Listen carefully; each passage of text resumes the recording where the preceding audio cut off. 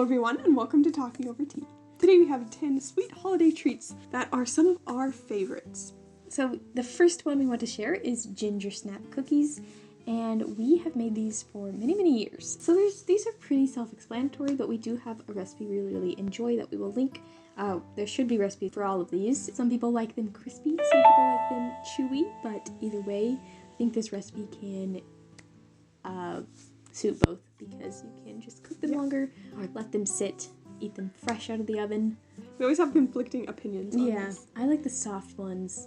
A lot of other people like the crunchy ones in this family. I like this. I don't really know what I like. I like all of them. Mm-hmm. They're just, I don't know, they're just the epitome of Christmas, like to have that smell in the kitchen. One time when Amelia made these Gingersnap cookies, she left out the ginger. The most important ingredient. Our mom loved them. She does not like ginger, and she was like, "These are just the best Gingersnap cookies I've ever eaten." And I was like, they're called Gingersnaps, and this recipe didn't even have ginger in them. I sometimes have some trouble following recipes. If you don't like ginger, then just take leave it the out. ginger They're out, and they're good. still great. Okay, the next one is snow cream. So at one point, we did a poll on Instagram about who knew what snow cream was, and the consensus was that most people didn't. Is that correct? So, if you don't know what snow cream is, it is snow and milk and sugar and vanilla.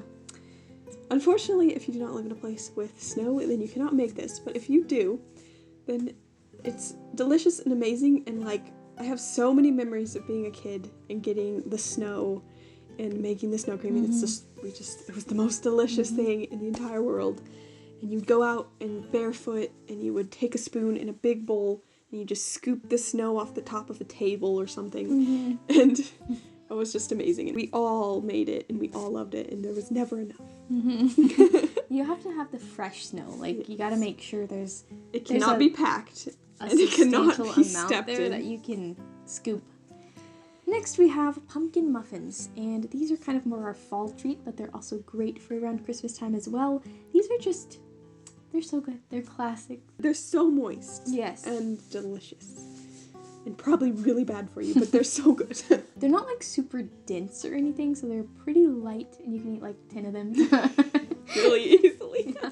We also have another story where I was a bad baker, and I left out baking soda in the muffins, and they were like disgusting. Oh, they were like, horrible. Please include and the then baking you soda. added so you made the first batch without baking soda, and then I think you added baking soda to the batter, but for some reason it was wrong. It wasn't I probably right. added the whole amount or something. And it was terrible. They were all bad. Or maybe I added baking soda instead of the powder. I've done that before. Yeah, I don't know. I don't remember, but they were bad. please. And our brother came over, and at that time, our desserts were failing, and he was like, do any of your desserts ever go right? I was like, no, they don't outright now. But. Yeah. So, the moral of the story, please reread the recipe and make sure you include everything because they will not turn out right. Okay, the next one is actually a recent recipe. It is a hot chocolate recipe, and I don't know how often this comes up in our videos, but I love hot chocolate. And a lot of the times, especially during Christmas time, I drink hot chocolate more than tea. It's terrible. But I just love hot chocolate. So this was one of the first times making homemade hot chocolate, and I was just like, this is so good. Like, this is great. I need this all the time. It is very rich and sweet, just so you know. Oh, and I added some water. So, I don't know. I've never grown up with, like, hot chocolate only milk. Like, we always do water with a little bit of milk. So, we did add a little bit of water instead of milk. But I did do mostly milk, and it was still really rich and really good.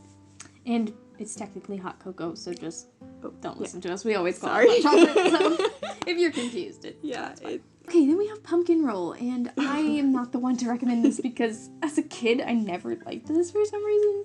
But literally everyone else did. So. Yeah, and I actually work at a bakery, and I've had it there, and it's actually really good. So I think I just needed to get a little older.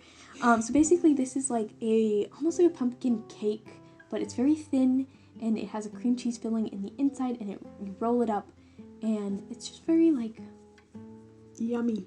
Yeah. I feel like if you're not a huge fan of cake necessarily, this might be good for you. Or like, it's not super duper sweet, right? Like it's pretty mellow. It doesn't have a ton of flavor. So it's pretty good if you want something a little less rich and dense. Though it is pretty rich, but it's not like It's not like cake, Mm-hmm. I feel like. It's like cake, but like thin cake. Mm-hmm. Next one is popcorn balls. So I know that popcorn balls have a bit of a bad, yeah, like, I don't know. Just me hearing about popcorn balls, it's like everyone doesn't like them.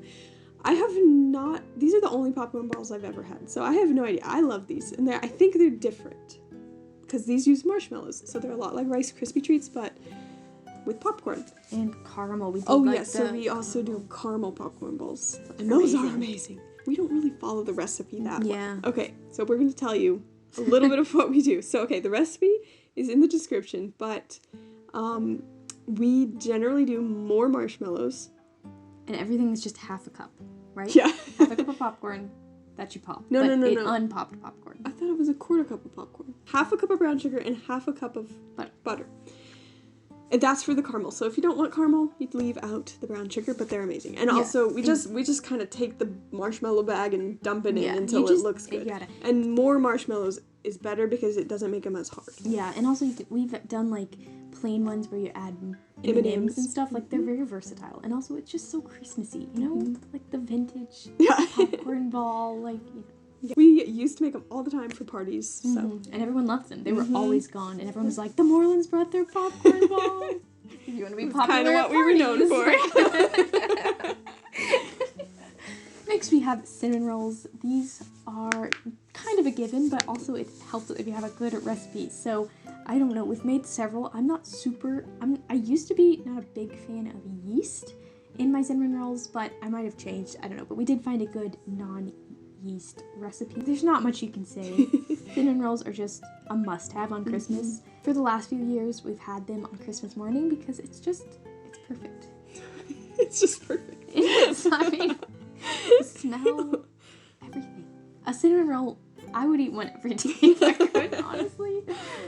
They're amazing. And it helps to have the right icing because you don't want just cream cheese frosting, and that's what the recipes are going to tell you. But no, you want a little bit of cream cheese, a little bit of like cream and milk and powdered sugar. I don't know. I feel like we made a good one, but yeah, it's not have a recipe. Is that what you're trying to say? Anyway, it's not just cream cheese frosting, so don't let them tell you that. Well, cream cheese frosting is powdered sugar, milk, vanilla, and cream cheese. Yeah, but it's not as much cream cheese. You don't put nearly as much cream cheese. Okay, don't put as much cream cheese is what she's saying. Unless you like cream cheese frosting, which she doesn't, so. But you shouldn't, because that's not a cinnamon roll frosting. The next one is Muddy Buddies, and we used to make these so often. They have a lot of different names, and I don't really know what any of them are, but we call them Muddy Buddies. And yeah, they are super easy. Do I need to say what they are? Like, you explained what a pumpkin roll was. Do I need to explain what Muddy Buddies are? Okay. I don't want to make you sound stupid, but I honestly have no idea what people know. Like, I don't know what's just, like, the normal thing for us and what the world knows, so I'm just going to explain them. Do know, but it's okay. Okay, they're just either rice or corn checks. We usually do corn. And it's just chocolate with some peanut butter in it, and then you just cover it in powdered sugar. So what we do to make it easy is so usually you do it like in a bag, right? Yeah, well, we always do it in a Tupperware container, like a big one, and then you can just shake, and then it's just, and then they're just already ready to be stored away for the next day if you have any left. Yeah, and also you can scrape the container and eat the little remains. Like, you can't do that with a bag. No, we can't. Next we have caramel, and this is something that we have made. We didn't make it last year, but we have made it for three or 4 years every Christmas. And honestly, we don't have a great recipe, though. I know, that's the problem. I'm sorry. We'll give you what we have and then tell you to get better. Yeah, and there's still a lot we can learn, even though we've been doing it for like 4 years. But anyway, this is kind of just like the tradition. We make this for our family at Christmas time, and it's like a secret, but they all know we're gonna make it. And except for last year, we surprised them and didn't make it. Yeah. Obviously, caramels are pretty self-explanatory as well, but they're so good. The recipe we have, the ingredients are great. They taste amazing. It's just the hardest part is like figuring out when they're done. Yeah, and I think we kind of figured it out, but also it's so hard to tell until they're set up. So basically, it might turn out badly and you wouldn't even know until it's too late. Yeah. But yeah, we've learned a few things. I don't really know how to share all of those tips, but the tips are, if they're not done and you know it, put them back in the pan. Mm-hmm. Also, line your pan with something because that makes it a lot easier to but get also, them out. And don't be sorry. No, go ahead. Don't be discouraged if it doesn't work because they'll still taste They'll amazing. still taste great unless you burn it. And if they're don't burn it. But if they're hard, just cut a little piece and put it in the microwave, and then and it softens and it's delicious. Yeah, and you can like it's scoop it sad. off the plate. It's sad because they're hard, but if they're you too can soft, still eat it. we've put them in like powdered sugar. Oh yeah, it's like they're sticky. Okay, you have to eat them quickly though because they'll get hard. Because the powdered sugar will kind of harden on the outside. And they still taste great. Yeah. They just always taste great unless you burn them. So yeah, I think our main problem is the recipe. It has a very unrealistic time frame and temperature. Yeah, it's like we could never even consider getting it up to the temperature it says. So and we got it too hard. So yeah, it's like it's wrong. And you need a thermometer. Yeah, we don't have a good candy thermometer either. So there's just it hasn't been great, but it's been delicious. Yes. Okay, and then the last recipe is fudge, and it's another one that's just kind of normal, but it's just one that we have just recently started making, and it's amazing. We use a recipe that is very similar, if not the same, to our mom's mom, nanny's fudge recipe. That was confusing. And, okay. So we made this for Halloween. Oh yeah, I talked about it. So we have a video where I talked about this fudge. And, yeah, it turned out really well. It wasn't super hard. It's just the scariest part was like, there's sugar crystals on the side. What do I do? But then it all turned out fine and it was smooth and set up and it was really good. And yeah. I feel like if you're too scared to do caramel, maybe this is a good thing. Try fudge first. Yeah. Yeah. And it uses like marshmallow cream, and you can also make homemade marshmallow cream, which we've never done before. But someone said that was really good. So let me tell you, this is rich. Like, I can eat like a tiny square at a time. Maddie can eat like half the pan at a time. Sugarholic. I'm sorry. But just be warned that you might not want a ton if you don't have a huge sweet tooth. If you don't have a big sweet tooth or a lot of people and you don't want it for a long time, then make like half. Mm-hmm. So that was all of these holiday recipes we wanted to share. We hope you enjoyed coming along with us, hearing some of our thoughts and our advice, and just hearing all about it. It was a lot of fun for us to kind of reminisce on some old memories, some old recipes that we haven't made in a while but are still favorites.